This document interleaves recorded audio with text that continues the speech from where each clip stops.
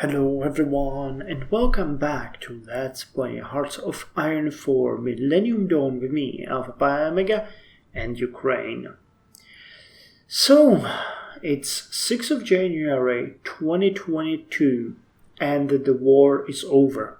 The Peace of Riga has been signed and it is time to close this chapter of Ukraine's history and this Let's Play for that matter. But before we do that, let's look a bit around the world, around the Ukrainian sphere of influence, what this treaty has brought, what the situation is, and where it's probably going to lead. So, first of all, you can see that Russia is almost intact. What we have done here is that Ukraine has taken back its rightful territory of Crimea. It has also liberated quite a lot of territory to Novorossiya, which is a puppet or a satellite state, we can call it a satellite state, of Ukraine, working as a sort of a demilitarized zone between Russia and Ukraine. Now this is, of course, in roleplay only. What I would do in the game or in the real world would be that this would work as a semi-liberated, demilitarized territory, but if we unpause the game, Novorossiya will of course start building its own army and it would become a state in its own right, even though it would be a puppet of Ukraine. Now what I actually did as well is that these borders are not actually exact. I have done them in a way that I think are logical and that would serve the purpose. But if we let the game go through midnight, it will default into the states. So for example, this territory would immediately fall back to Russia because it is the default controller of the Volgograd region. So if you wonder how this is possible, don't worry, this is just cosmetics for the sake of the Let's Play and for the roleplay reason. So Ukraine has liberated Novorossiya that would work as a demilitarized zone between Russia and Ukraine, and it has also done several changes to the territories around it. First, Transnistria is now part of United European Nations, is it? Or United States of Europe, pardon me.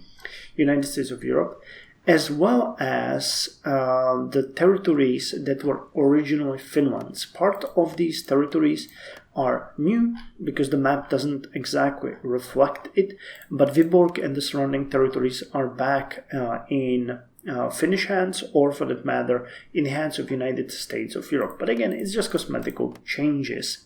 Also, the territory of Kaliningrad has been returned to Europe, and thus Russia has no more control over this territory.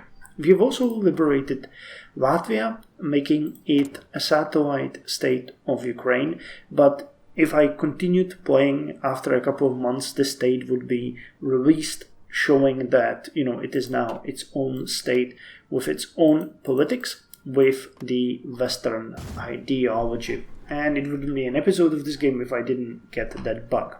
I've also incorporated the territories of Abkhazia and Ossetia back into Georgia, which is now part of United States of Europe, and we have liberated Chechnya, which is actually the only state. And I mean, there's been discussion about this in the comments. Unfortunately, the mod does not reflect that there is a huge amount of semi-independent territories, independent nations living in Russia. So you cannot really balkanize Russia as it is. Now, I have done something different in this playthrough. I have, after the victory over Russia, made Russia Western. And this would, I think this would work because Russia would become eventually a full-fledged Western democracy. And because Russia is on paper, a federation, many of these states that are now states in name only would become a fully fledged semi-independent parts of the Russian Federation. And I think that such a future for Russia would be great if there would be a certain level of independence for many of the nations living in Russia that are now more or less being Russified. I think that would be a way that would work well for Russia. So in this case, Russia has become a Western or Westernized nation. It would probably have an election soon. I'm not sure. Well, it still says, it has no elections, but that's unfortunately something that I cannot change because I think there was some kind of changes to the constitution there, so they are no longer a republic. However, I have also given some border regions to Afghanistan to make the border a bit more smooth. You can see here that parts of the regions are now under Kazakhstan rule, and we have returned some of the territory to Japan as well, meaning it is now an owner of Sakhalin and the Kuril Islands. So this is the major changes that we have done to the map. Now I think that this would be a sort of a moral way how to end such a conflict. I never really thought of destroying Russia, and I would not like to send such a message out into the world. I think that this way has been always tied a bit to the situation in the world and in what is happening now in Ukraine. And I don't think that the Russian people or the Russian state, even though that I kind of foresee that Russia might collapse in some way or another after this conflict in the near future or, mid to far future, I still think that Russia shouldn't be, or the people in Russia shouldn't be that much punished for what happened.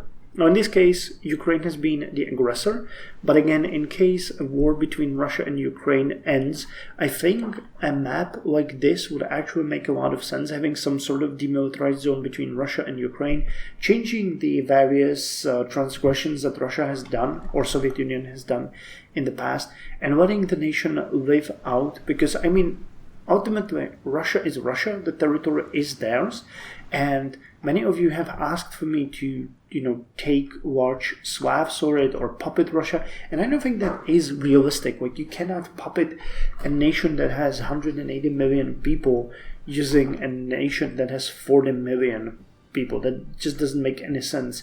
I don't think that even Russia could puppet Ukraine at this point, because it would need to keep an army of several million people in Ukraine at all times, and there just isn't enough manpower, enough power, enough finances in Russia. It just makes no sense. So I try to make this as okay in my eyes and as desirable as I would see it. Now, again, I'm not saying that in the real world there wouldn't be many of the independent republics. Like, you have the Tatarstan, you have Dagestan down here, Baluchistan. There are so many places in Russia. Some of these regions are not, actually that much worse. Komi is a republic, so many of the oblasts, like Vologotska Oblast, which is, I guess, here, that would be, no, that's Vologda. I think Vologotska Oblast is somewhere around here, have special status. Moscow has special status, so there could be a lot of changes done to the geography of Russia. But again, I'm not that versed in Russian politics to make any definite statements. But Russia, at least on paper, is a federation of sovereign republics and additional states. So unfortunately, that is not reflected in this mod at this point. So again, this is the best I can do. Now, I wanted to show you what Russia has. So we are going to switch to Russia and check what the remaining forces are after this war and what their situation is. Damn, they really do not have much. Okay, wait, do we have two theaters? So they have a couple of divisions Damn, okay. Really? Wow, we decimated them. At this point, Russia has 4, 5, 6 divisions left after the war with Ukraine. Well, that's not much. Their territory is probably, it's not exactly devastated, but it's not in a good shape. But I'm happy that we haven't done that much collateral damage to them. Their factories are back in order. They got some naval dockyards, some civilian factories. Let's check the navies. I'm interested in seeing. Okay, well, they do have a carrier. Can we check that? What kind of carrier they have and where? I don't think. Damn, they do have a lot of ships. I'm surprised that they haven't dogpiled us. Wait, can I see some at least where this carrier is? Nope. I'm interested in seeing if they have those are attack submarines, missile submarines. Because if that cruiser is, it is okay. Admiral Kuznetsov, here it is. The ship, deck size 30. Nice. So they do have Admiral Kuznetsov. I was wondering where the navies were. So, but quite interesting when we just sank and took control of the entirety of the Black Sea from them. I wasn't expecting us to win there. I was expecting them to dominate them, but for some reason they just didn't do that. They just decided that they're not going to send the ships to us. Well, okay. A couple more questions were had by you guys. You wanted to see what Japan what their forces were like and what's happening in the war between Japan and China. So the quick answer is not much. They're having some naval conflicts where Japan is actually kicking Chinese butts pretty heavily. They're hunting their submarines pretty much in all of the conflicts that are there right now. There's one and here's another. Chinese submarines are not bad, I guess, but yeah, Japan is doing a good job protecting their convoys. Damn, they have a lot. Wow, they're doing way better than I thought. And they're protecting mostly. Yep, they're intelligent. They're protecting the East Coast and then China Sea and the Philippine Sea to make sure that they cannot get their convoys sank down. So there is arguably quite a lot of submarines here. They're hunting them pretty relentlessly. So that's good. As far as land goes, I'm not sure if they are doing anything. They got a couple of brigades. They're recruiting quite a lot of units though. AI military, okay, they're working on militias, some motorized units, I'm not sure if Japan actually remilitarized in this playthrough because they start as a nation that's going against militarization. The future of Japan, no, they went with defensive strategy, so they cannot militarize. That's why they have just 4 templates, and that's why they're weak in this playthrough, because they just get a couple of set templates, and I think they might not even do anymore because they're coded to stick to just these, and these, that means militias. Wait, the motorized are also militias, or no, they're regular motorized infantry, but I'm not sure what they did as far as research goes. They did quite a lot. Yeah, I have a lot of... Okay, no nuclear weapons or anything, but they... Yep. They researched most of the things. They're just not using it. Komatsutora, working on some corvettes. Pretty good. Pretty good. Japan attack submarines. They got a helicopter operator, but nothing bigger. When we look at China, Wait. China would be Chi? I think so. Yep. So China... Yeah, I think China is mostly focused on submarine warfare, isn't it? Yeah, they got tons. They got destroyers, frigates, nothing really heavy, but a lot of submarines. So the conflict here really is about the naval warfare. Do they have their aircraft? Yep. They're trying to take control of the East China Sea.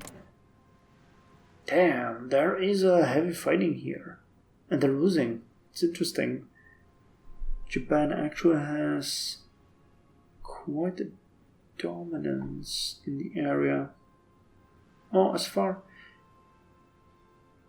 ground missions... Yeah, Japan is winning this. Interestingly, even though they have much less units deployed, at least aircraft-wise.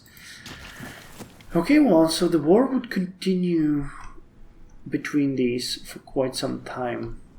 So let's switch back to Ukraine and have some few closing words. So we have taken Ukraine on its path for 22 years.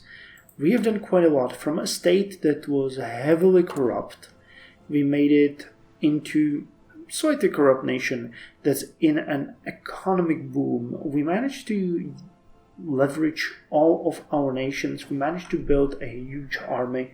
We managed to do pretty much everything that we wanted. I have to say that I greatly enjoyed this playthrough. I'm happy that I could bring you the news about Ukraine, bring Ukraine a bit closer to you guys.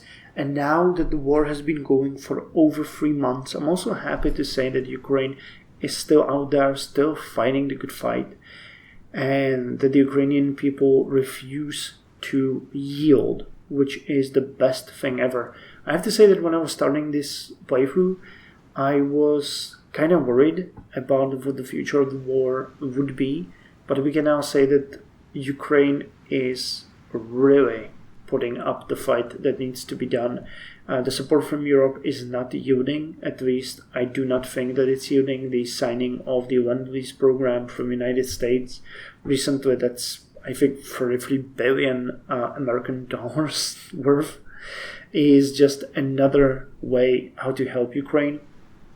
And the news coming from the battlefield where Ukraine is relentlessly repelling all of the attacks is just something that warms my heart. So I'm not sure if you guys would be interested in me bringing you just the news from Ukraine. If you would, let me know. If you would like to see a different format, let me know.